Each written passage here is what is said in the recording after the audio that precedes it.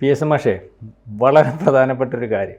അദ്ദേഹം അതിനകത്ത് ആഴത്തിൽ മറുപടി പറയേണ്ടി വരും. ഞാൻ എന്ന് വെച്ച് കഴിഞ്ഞാൽ, ഇപ്പോൾ ഇന്ന് വരുന്ന വാർത്ത UDFൻ്റെ അല്ലെങ്കിൽ കേരളത്തിൽ UDFൻ്റെ തീരുമാനം ഹൈക്കമാൻഡ് എന്ന് പറഞ്ഞാൽ ആരാണെന്നറിയാമല്ലോ, പ്രിയങ്ക ഗാന്ധി, രാഹുൽ ഗാന്ധി, അതിനപ്പുറം ഈ പറയുന്നത് ACC പ്രസിഡൻ്റൊക്കെ ഉണ്ടാവും. അത് നമ്മൾ പ്രചാരത്തിൽ കാണും. ഇവർ രണ്ടുപേരും കൂടാതെ രേവന്ത് റെഡ്ഡി, ഇപ്പം അയാൾ മുഖ്യമന്ത്രിയാണല്ലോ, അതുപോലെ തന്നെ DK ശിവകുമാർ തീപ്പൊരി നേതാവാണ്. ഇങ്ങനെ ഈ താരപ്രചാരകരെ കൊണ്ടുവന്നിട്ട് 2026 ഈ പറയുന്ന കേരളത്തിൽ അധികാരം പിടിക്കുന്നതിന് വേണ്ടിയുള്ളൊരു ശ്രമം. അതായത് അതിൻ്റെ അർത്ഥം ഇവിടുത്തെ നേതാക്കന്മാരെ കൊണ്ട് കഴിയുന്നൊരവസ്ഥയില്ല. അതുകൂടാതെ ഇപ്പം പറയുമ്പോൾ ദേശീയ പാർട്ടിയാണെന്ന് പറയുന്നു. നമ്മൾ പലവട്ടം പരിശോധിക്കുമ്പോഴും ആഴത്തിൽ പരിശോധിക്കുമ്പോഴും ഓരോ ദിവസവും ആ പാർട്ടിയുടെ അവസ്ഥ വളരെ മോശമായിട്ട് വരുന്നു. ആ പാർട്ടിയെ ഉയർച്ചയിലേക്ക് കൊണ്ടുവരാൻ ഏറ്റവും അവസാനം ബീഹാർ തെരഞ്ഞെടുപ്പിനകത്ത് ഇപ്പം രാഹുൽ ഗാന്ധി വന്ന അവസാനം കൊണ്ടുവന്ന് ഒരു തുരുത്തും അവർക്ക് കിട്ടാതിരുന്ന BJPക്ക് അവസാനം ആരണ്ട് കയറി സ്റ്റേജിനകത്ത് വഴിയെ പോയതിനടുത്തും കയറി മോദിയുടെ അമ്മയുടെ കാര്യം പറഞ്ഞു. ഇന്നലെ അതങ്ങ് വലിയ പ്രചരണമായി. ഇന്നലെ മോദിയുടെ അമ്മ ആത്മാവ് വന്നിട്ട് മോൻ്റെ അടുത്ത് പറയുന്നത്, മോനെ എന്നെ വെച്ച് വോട്ട് ചോദിക്കരുത്, അടിച്ചിറക്കി ഇന്നലെ. അതുകൊണ്ട് കാരണം ഇപ്പോൾ ഇതിനകത്തൊരു കാര്യമുണ്ട്, ഒരു സാധനം ഏറ്റെടുക്കാൻ അറിയാവുന്നവൻ്റെ കയ്യിൽ കിട്ടിയാൽ, ഏത് സാധനമായാലും അത് അവതരിപ്പിക്കാൻ അറിയാവുന്ന കൈ കിട്ടിയാൽ അപ്പോൾ നെഗറ്റീവ് ആണെങ്കിൽ പോലും പോസിറ്റീവ് ആക്കി. ഇന്നലെ അത് BJP അത് പ്രചരണമാക്കി. BJPക്ക് അനുകൂലമാകുന്ന ഒരു സാഹചര്യം അവർ ജാഥ നടത്താതെ ബീഹാർ ഉണ്ടാക്കി കൊടുത്തു. അപ്പം അതവിടെ നിൽക്കട്ടെ. ഇപ്പോൾ ഈ കേരളത്തിലെ വിഷയം എന്ന് പറഞ്ഞാൽ ഇവിടെ ഭരണം വേണം.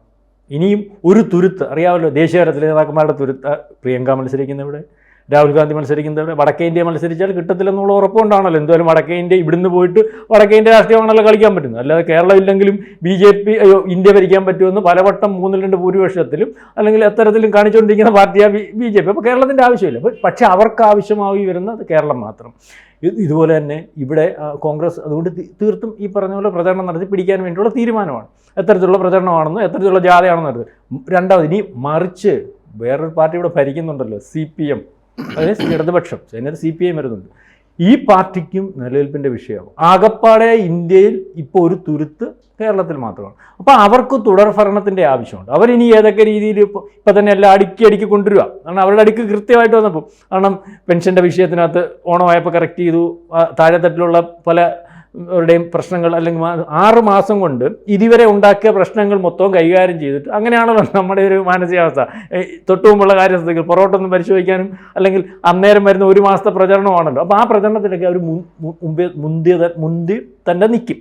മാത്രവുമല്ല, ഇപ്പം നമ്മൾ പരിശോധിക്കുമ്പോൾ എന്തുമായാലും ഇദ്ദേഹത്തെ നിയമസഭാ തെരഞ്ഞെടുപ്പിലൊക്കെ CPI പരിഗണിച്ചത് അല്ലെങ്കിൽ മത്സരിക്കാൻ വേണ്ടി നിയോഗിച്ചപ്പം ആ രീതിയിൽ ആഴത്തിൽ അറിയാവുന്നൊരു കാര്യം ഞാൻ പറയാം. ഇപ്പം ആ രാഷ്ട്രീയവാദമാണ്, അത് കൃത്യമായ പൊളിറ്റിക്സ് ഉള്ള ആളൊന്നുമില്ല. ഇപ്പം എല്ലാവരും ഏതാണ്ട് ഒരു കാര്യം എല്ലാവരും വിചാരിക്കുന്ന പറഞ്ഞാൽ നമ്മുടെ കൂടെ നിൽക്കുന്ന ജനപ്രതി ഏതവനായാലും നമുക്ക് ജയിപ്പിക്കാം. ആ അർത്ഥത്തിൽ വരുന്നത് കൊണ്ട് മാത്രം 21 സീറ്റ് ജയിക്കുന്ന കോൺഗ്രസ് ആയിട്ടുള്ളത്. അപ്പം അതേപോലെ പരിശോധിക്കുമ്പം 77 സീറ്റിലെ കണ്ടല്ലേ CPM മത്സരിക്കുന്നത്. അതിനകത്ത് ഇപ്പോൾ ജയിച്ചേക്കുന്നത് കണ്ട് 66 സീറ്റുണ്ട്. 62 സീറ്റിൽ ഈ പറഞ്ഞൊരു ചിഹ്നത്തിൽ മത്സരിച്ചു, 4 സീറ്റല്ലേ. ഈ സ്ഥാനാർത്ഥികളൊക്കെ ഈ ജനപ്രതിനിധികളൊക്കെ അതാത് പ്രദേശത്ത് അംഗീകാരമുള്ളവർ. ഇപ്പോൾ ശിവൻകുട്ടി കൈ രണ്ടും വിറയ്ക്കുക, അദ്ദേഹത്തിന് ആരോഗ്യ പ്രശ്നം കൊണ്ടാണ്. പക്ഷെ അവിടെ നിർത്തി അയാൾ ജയിക്കും.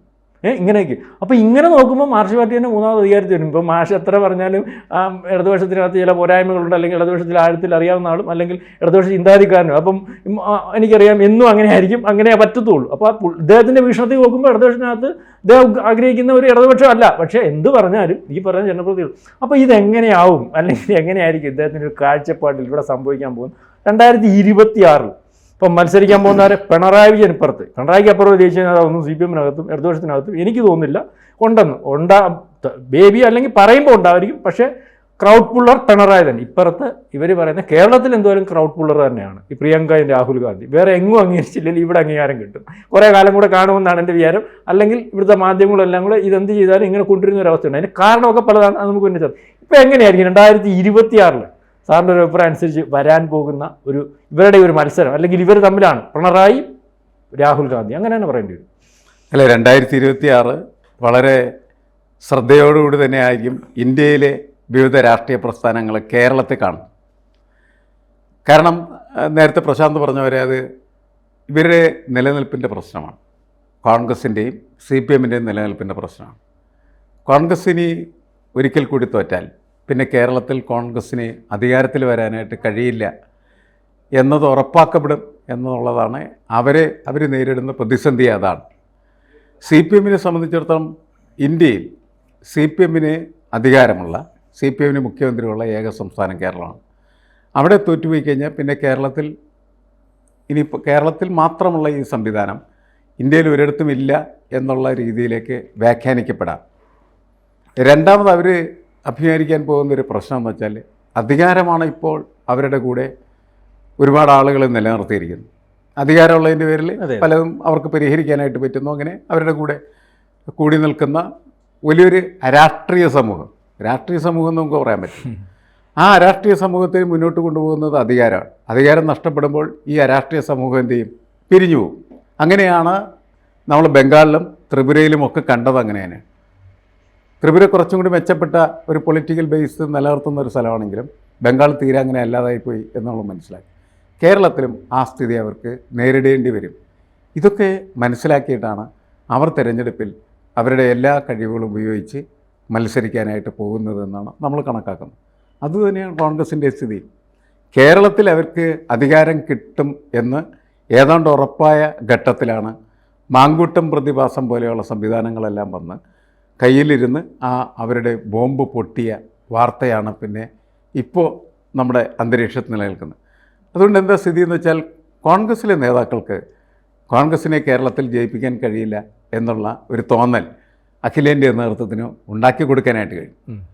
ആ ഒരു പ്രത്യേക ഗ്യാപ്പിലാണ് കേന്ദ്രത്തിൽ നിന്നൊരു പട തന്നെ കേരളത്തിലേക്ക് വരുന്നു. രാഹുൽ ഗാന്ധി വരുന്നു, പ്രിയങ്ക ഗാന്ധി വരുന്നു, അവർക്കൊപ്പം രേവന്ത് റെഡ്ഡി വരുന്നു, DK ശിവകുമാർ, പിന്നെ DK ശിവകുമാർ. ഇതെല്ലാം ഈ DK ശിവകുമാർ എന്നൊക്കെ പറഞ്ഞാൽ വളരെ ശക്തനായിട്ടുള്ള നേതാവാണ് അവരെ സംബന്ധിച്ചിടത്തോളം.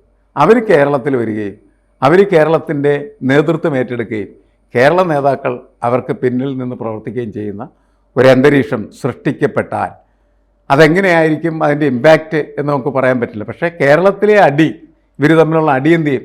നിന്നുപോകും. ഇവരെല്ലാം വന്ന് നിരന്ന് നിന്നാൽ അത് നിന്നുപോകാനുള്ള സാധ്യതയുണ്ട്. അങ്ങനെ വരുമ്പോൾ കോൺഗ്രസ്സിന് കുറച്ചും കൂടി ശക്തമായിട്ടുള്ള രീതിയിൽ അവരുടെ പ്രവർത്തനം നടത്താനായിട്ട് കഴിയും. കേരളത്തിലെ സർക്കാരിനെ സംബന്ധിച്ചിടത്തോളം സർക്കാർ പല മേഖലകളിലും പല കാര്യങ്ങളൊക്കെ ചെയ്ത് നല്ല വാർത്തകൾ സൃഷ്ടിക്കുമെങ്കിൽ മറ്റ് പല മേഖലകളിലും വളരെ ചീത്തയായിട്ടുള്ള കാര്യങ്ങൾ ചെയ്ത് ചീത്ത വാർത്തകൾ സൃഷ്ടിച്ചുകൊണ്ടിരിക്കുകയാണ്. ഉദാഹരണത്തിന് പോലീസ് വകുപ്പ് എന്ന് പറഞ്ഞാൽ പോലീസ് വകുപ്പ് ഒരു കാരണവശാലും ഇടതുപക്ഷത്തിന് മാത്രമല്ല ഒരു പക്ഷത്തിനും അംഗീകരിക്കാൻ പറ്റാത്ത തരത്തിലേക്ക് വലിയൊരു ദുരന്ത വകുപ്പായി മാറിക്കൊണ്ടിരിക്കുകയാണ്. ചെറിയ ചെറിയ കാര്യങ്ങൾ ചെയ്ത് അവസാനം എന്താണെന്ന് വെച്ചാൽ ഏറ്റവും ജനവിരുദ്ധമായ രീതിയിൽ പ്രവർത്തിക്കുന്ന ഒരു വകുപ്പായിട്ട് ആ വകുപ്പ് മാറിക്കഴിഞ്ഞിരിക്കുകയാണ് പോലീസ് വകുപ്പ്. അതിനെതിരെ അതിശക്തമായിട്ട് CPIയുടെ സംസ്ഥാന സമ്മേളനത്തിൽ അതിശക്തമായിട്ടുള്ള വിമർശനമാണ് ഉയർന്നത്. ആ വിമർശനങ്ങൾക്കൊന്നും ഒരു പ്രസക്തി ഉണ്ടാവില്ലെന്ന് നമുക്കറിയാം. കാരണം ബിനോയ് വിശ്വമാണ് വീണ്ടും എന്ത് ചെയ്യുന്നത്? അവരുടെ നേതാവായിട്ട് തിരഞ്ഞെടുക്കപ്പെടുകയും ബിനോയ് വിശ്വം പറയുന്നത് അതങ്ങനെ അധികം സംസാരിക്കേണ്ട എന്നുള്ളതായിരുന്നു. അങ്ങനെ വരുമ്പോൾ ആ വിമർശനം പതുക്കെ എന്ത് ചെയ്യും? അമർന്നു പോകും. മാത്രമല്ല, എന്ത് വിമർശനം ഉണ്ടായാലും ഒരു മാറ്റവുമില്ല എന്ന നിലക്ക് പിണറായി വിജയനും അദ്ദേഹത്തിൻ്റെ മൗനം, തൻ്റെ വകുപ്പിനെക്കുറിച്ചാണ് വിമർശനം ഉയർന്നത്, പുള്ളി മൗനത്തിലാണ്. ഇങ്ങനെയൊക്കെ നിൽക്കുമ്പോൾ എങ്ങനെയാണ് ഇത് നമ്മുടെ രാഷ്ട്രീയത്തിൽ പ്രതിഫലിച്ച് തിരഞ്ഞെടുപ്പിനെ അത് ബാധിക്കുമെന്ന് നമുക്ക് പറയാനായിട്ട് പറ്റില്ല. മറ്റേ സാർ ഇപ്പോൾ പറഞ്ഞതുപോലെ ഇപ്പോൾ ഈ കേരളത്തിൽ ഒരു വിഷയം നമ്മൾ ചർച്ച ചെയ്തുകൊണ്ട് വന്ന ഒരു വിഷയം അദ്ദേഹം സംസാരിച്ചതിൻ്റെ ഇടയ്ക്ക് അദ്ദേഹം പറഞ്ഞതെന്ന് പറഞ്ഞാൽ മാങ്കൂട്ടത്തിൽ വിഷയം കൊണ്ട് ഒരുപക്ഷെ അധികാരത്തിൽ വരാൻ സാധ്യമായിരുന്ന കോൺഗ്രസ് അധികാരത്തിൽ വരാതിരിക്കുന്ന ഒരു അവസ്ഥയുണ്ടാകുന്നു.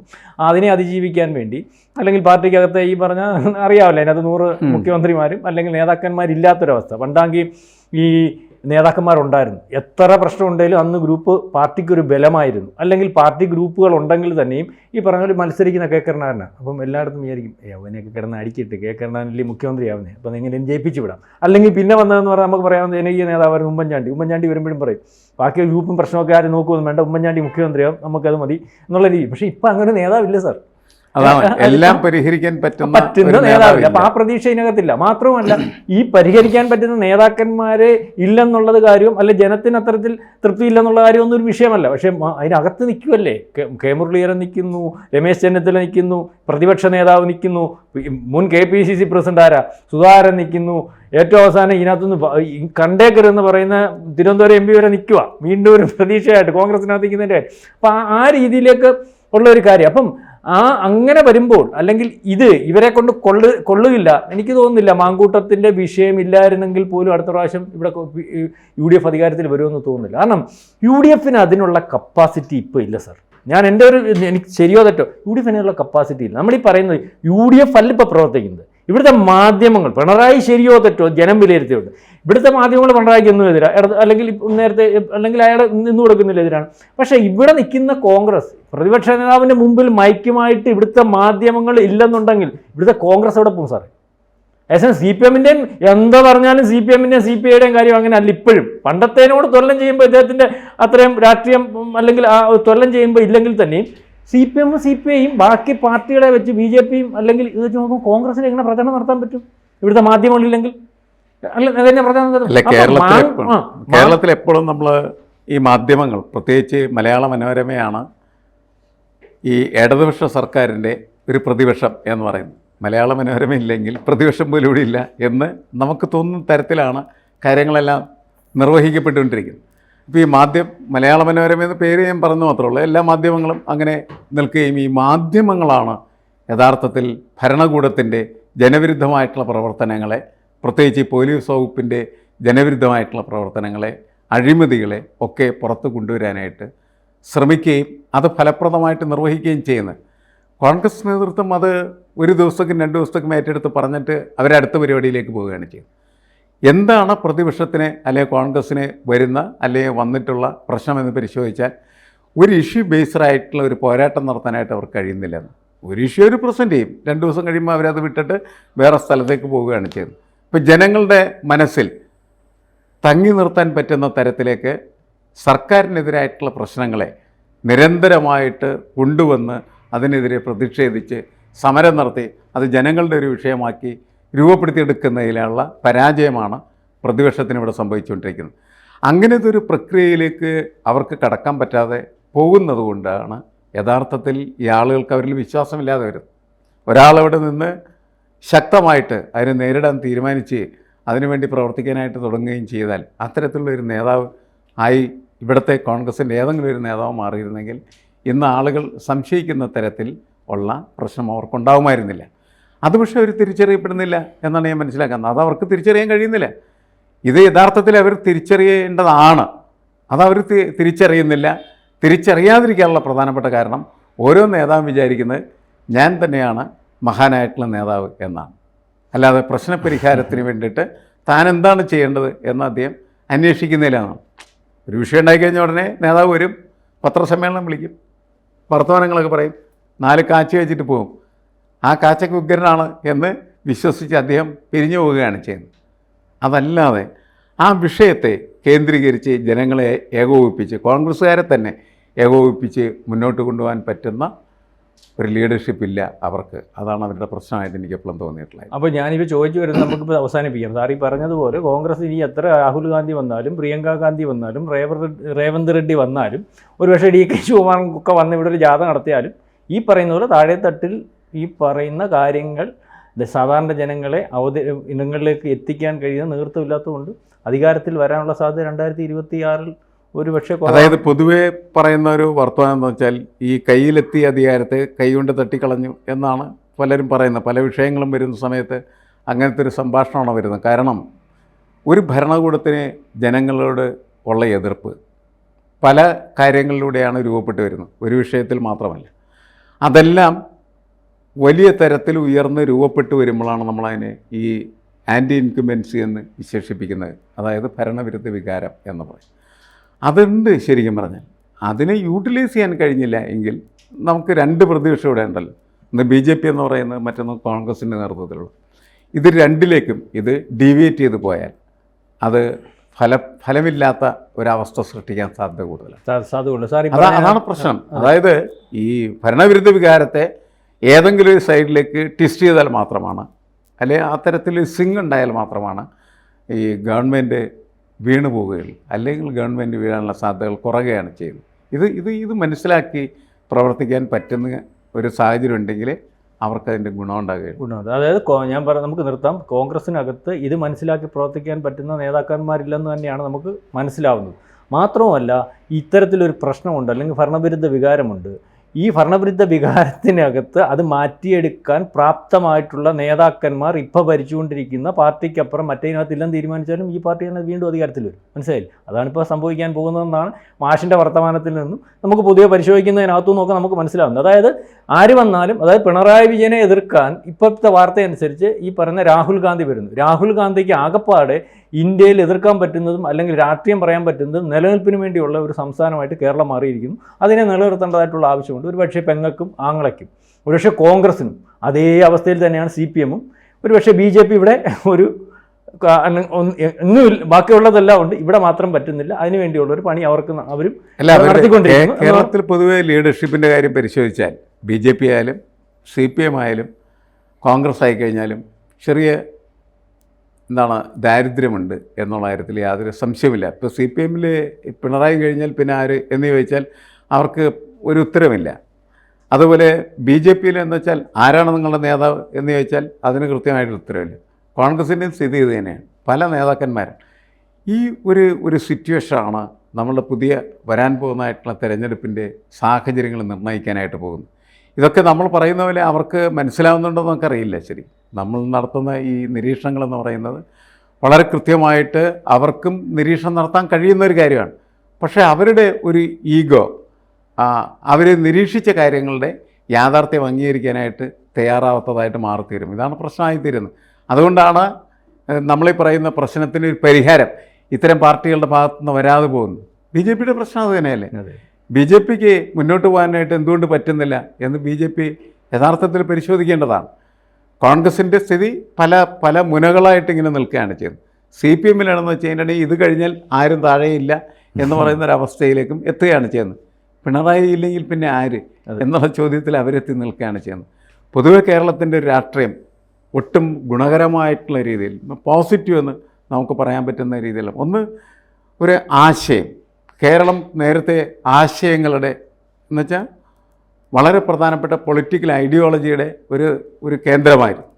ഏത് രാഷ്ട്രീയ പാർട്ടിയും പ്രവർത്തിക്കുന്നതും മുന്നോട്ട് പോകുന്നതും ആ പൊളിറ്റിക്കൽ ഐഡിയോളജിയുടെ പുറത്തായിരുന്നു. അപ്പോൾ നമുക്ക് അങ്ങനത്തെ പൊളിറ്റിക്കൽ ഐഡിയോളജി ഇല്ല. നമുക്ക് പൊളിറ്റിക്കൽ ഐഡിയോളജി മാത്രമല്ല, പൊളിറ്റിക്കൽ വാല്യൂസ്, രാഷ്ട്രീയ മൂല്യങ്ങൾ എന്ന് പറയുന്നതും നഷ്ടപ്പെട്ടുകൊണ്ടിരിക്കുകയാണ് ചെയ്യുന്നത്. നഷ്ടപ്പെട്ടു എന്ന് വെച്ചാൽ ഇല്ലാതായി കഴിഞ്ഞിരിക്കുകയാണ് ചെയ്യുന്നത്. ഈ പോലീസ് എന്താണ് ഈ കാണിച്ചുകൊണ്ടിരിക്കുന്നത് എന്ന് ആർക്കും മനസ്സിലാക്കാനായിട്ട് പറ്റുന്നില്ല. എന്ത് ഭ്രാന്തന്മാരാണ് ഇവർ. ഈ പിണറായി വിജയൻ എന്ന് പറയുന്നത് പോലീസ് നിഷ്ഠൂരതയുടെ ഒരു ഇരയാണെന്ന് നമുക്കറിയാം. അടിയന്തരാവസ്ഥക്കാലത്ത് അദ്ദേഹത്തെ ഇടിച്ച് ചമ്മന്തിയാക്കിയാണ് പോലീസ്.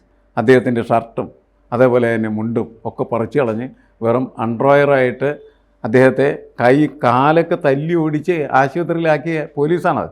ആ പോലീസിൻ്റെ നേതാവായിട്ട് അദ്ദേഹം ഇപ്പോൾ ഇരിക്കുന്ന സമയത്ത് ഈ പോലീസ് എന്താണ് ഇപ്പോൾ ഈ പുറത്തെ ആളുകളെ കാണിച്ചുകൊണ്ടിരിക്കുന്നതെന്ന് അദ്ദേഹത്തിനെങ്കിലും തോന്നണ്ടല്ലോ. അതുമില്ല.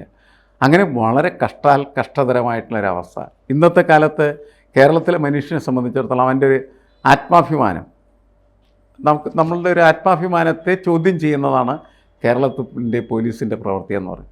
ഞാൻ പലപ്പോഴൊക്കെ അത്ഭുതപ്പെട്ടിട്ടുണ്ട്.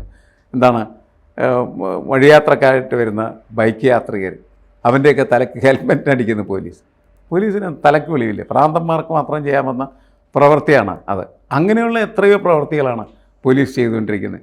അത് ശരിയല്ല എന്ന് പറയാൻ ഭരണകൂടം തയ്യാറാവില്ല. കാരണം അതിന് ഭരണകൂടത്തിൻ്റെ റീസൺ ഇതാണ്: അങ്ങനെ ചെയ്താൽ പോലീസിൻ്റെ മനോവീര്യം തകരും എന്നാണ്. തകർക്കണം. ഇത്തരത്തിലുള്ള മനോവീര്യം തകർക്കേണ്ടതാണ്. മനുഷ്യൻ്റെ തല ഹെൽമെറ്റ് കൊണ്ട് അടിച്ചു പൊളിക്കാൻ നടക്കുന്നതായിട്ടുള്ള പോലീസിൻ്റെ മനോവീര്യം എന്ന് പറയുന്നത് തകർത്താൽ ഒരു കുഴപ്പമില്ല. പോലീസ് നീതിന്യായ വകുപ്പ് കൃത്യമായിട്ടുള്ള രീതിയിൽ പരിശോധിച്ച് മനസ്സിലാക്കി നീതി നിർവഹണത്തിന് നിൽക്കുന്ന സംവിധാനമാണ്. ആ സംവിധാനത്തിൻ്റെ മനോവീര്യമാണ് തകർക്കപ്പെടാൻ പാടില്ലാത്തത്. അതല്ലാതെ അധോലോകത്തിൻ്റെയും മാഫിയയുടെയും അതേപോലെ കുറ്റവാളികളുടെയും ക്രിമിനലുകളുടെയും ഒക്കെ മനസ്സുള്ള പോലീസുകാരൻ്റെ മനോവീര്യം തകർത്ത് കളയുന്നതാണ് നല്ലത്. നമ്മുടെ വീട്ടിലേക്ക് വർത്തമാനം പറയാൻ വരുന്ന സാധാരണക്കാരായിട്ടുള്ള ആളുകൾ തന്നെ ചോദിക്കുന്നുണ്ട്, ഇവരെന്താണ് സാറേ ചെയ്തുകൊണ്ടിരിക്കുന്നത്? ഇവരാരാണ് ഇവർ കാക്കി ധരിച്ചിരിക്കുന്ന ക്രിമിനലുകളാണ്. ഇവനെ ജോലിയും സസ്പെൻഡ് ചെയ്യല ചെയ്യേണ്ടത്, പിരിച്ചുവിടണമെന്നാണ് ആളുകൾ പറയുന്നത്. ഇതൊക്കെ പറയുന്നതിന് വേണ്ടിയാണ് നമ്മുടെ രാഹുൽ ഗാന്ധിയും പ്രിയങ്ക ഗാന്ധി ഇവിടെ വരുന്നത്. അപ്പം അത് ആ പറച്ചിലിന് ശേഷം ഒരു തുരുത്ത് അല്ലെങ്കിൽ ആകെ പ്രതീക്ഷയുള്ള സ്ഥലം, അതായത് എല്ലാവർക്കും കോൺഗ്രസിൻ്റെ ദേശീയ നേതാവിനും പെങ്ങൾക്കും ആകപ്പാടെ പ്രതീക്ഷയുള്ള ഒരു തുരുത്തും, അതുപോലെ CPM-നും ആകപ്പാടെ ഈ പറയുന്ന പോലെ നിലനിൽപ്പിന് വേണ്ടി ഏറ്റവും അവസാനം വന്നിരിക്കുന്നത്. അപ്പം ഇവർ തമ്മിലുള്ളൊരു മത്സരം BJPക്ക് ഇന്ത്യ മൊത്തം നോക്കുമ്പോൾ പ്രശ്നമൊന്നുമില്ല, ഓരോ ദിവസം വെച്ചടി കയറ്റും. കേരളത്തിൽ ഈ പറയുന്ന ഒരു മൂവ്മെൻറ്റിലേക്ക് പറ്റുന്നില്ല. അപ്പം അവരും അതിൻ്റെ പരിശ്രമം നടത്തുന്നു. ഏതായാലും നമുക്ക് കാണാം, നമ്മുടെ സാർ പറഞ്ഞതനുസരിച്ചോ അല്ലെങ്കിൽ ഞാൻ പറഞ്ഞതനുസരിച്ചോ ആണോ കാര്യങ്ങൾ എന്ന് ഇലക്ഷന് ശേഷം തീർച്ചയായിട്ടും ജനത്തിൻ്റെ തീരുമാനം നോക്കാം. കൂടുതൽ വാർത്തകളും വിശേഷങ്ങളും നിങ്ങളിലേക്ക് എത്താൻ ABC മലയാളം സബ്സ്ക്രൈബ് ചെയ്യുക, ബെൽ ബട്ടണും അമർത്തുക.